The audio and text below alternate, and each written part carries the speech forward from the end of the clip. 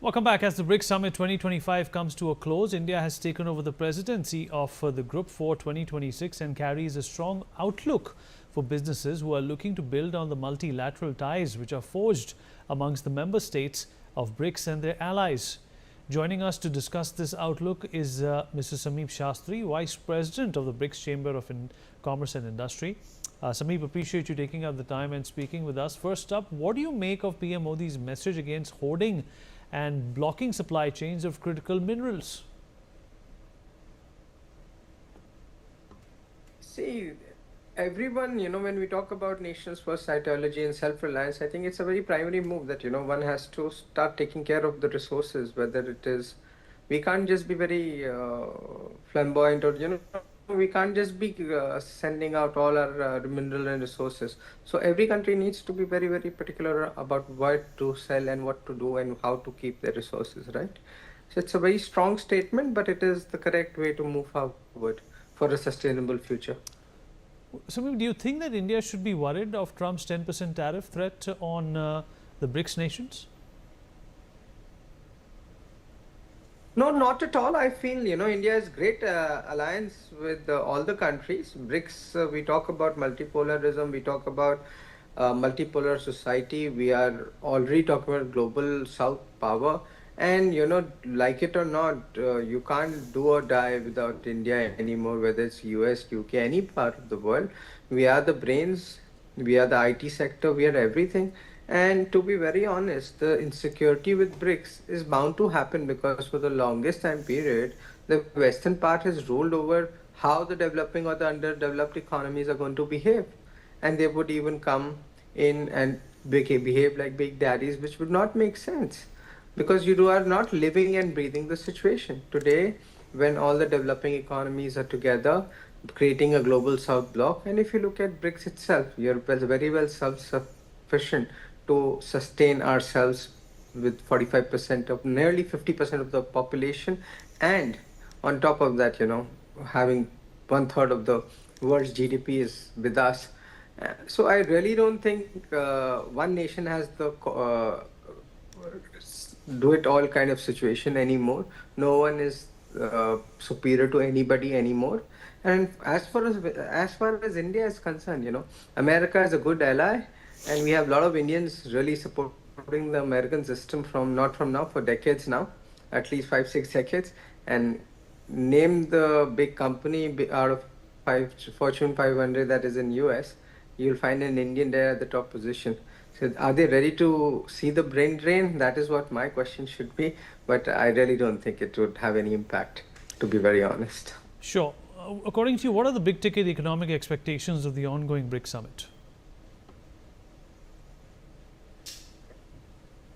Honestly, as a trade body, we really expected certain more aspects or free levies for traders, and our honorable Prime Minister's vision for billion for a trillion is only possible, and economies can go stronger if our export grows.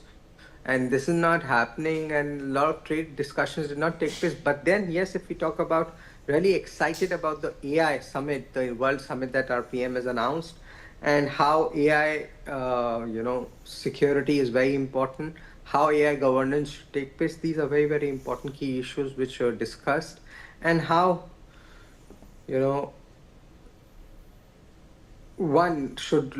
how the world is getting digital. So how governance has to play an important role in that. It is something very important topic that was touched by India. Well, do you see BRICS nations collaborating on AI, quantum tech, and other areas, or does it seem out of reach at this point in time, at least? Well, I think it's, most of the AI, if you look, they're all open networks. And the thought behind this is to be available to each and every country. And I honestly feel that, India is more than ready to accept technology sharing, not from now, since over a decade now, in 13, 14 years. And AI will grow better with governance and sharing only. If one individual country decides not to share, would not be very fruitful, because AI, it learns and adapts from human behavior. The more the people, the better it is going to get. So that's how AI functions. So it's better to share And I think BRICS is already ready to share the technologies and their developments. All right. Well, does China's absence, along with Putin's absence, reflect on the reducing importance that this grouping has, according to you? No, I frankly feel, everyone has their personal agendas and agreements in their own countries, which might hold more importance than certain issues sometimes. And unfortunately, they could not participate. But then you did have the Prime Minister from China and the other Russian delegations giving in their inputs. And I feel, the main idea is the contribution. I don't see the bloc ever dying down. If you see last year's Kazan, the representation was around 37 countries, I believe. I stand corrected on that, but then 37 countries, including observer nations, were there. And same here in Brazil. But unfortunately, as you know, Brazil was hosting COP30, and BRICS got a little less time duration, I think less than 1.5 months to just execute a big function for BRICS, because BRICS Summit is usually an year-long function.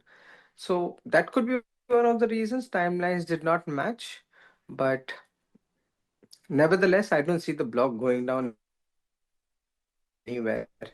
And frankly, it's a good sign for to always lead the global south. So I think we are the right partners because we are allies with Russia, China, everybody, and I think we can handle BRICS very well. So our presence of our honorable prime minister just covers all the what you'll say that my prime minister's presence has covered the non-presence of China and Russia as well. All right, fair enough. Sameep, appreciate you joining us. Thank you so much for speaking with NewsX. We take a short break now.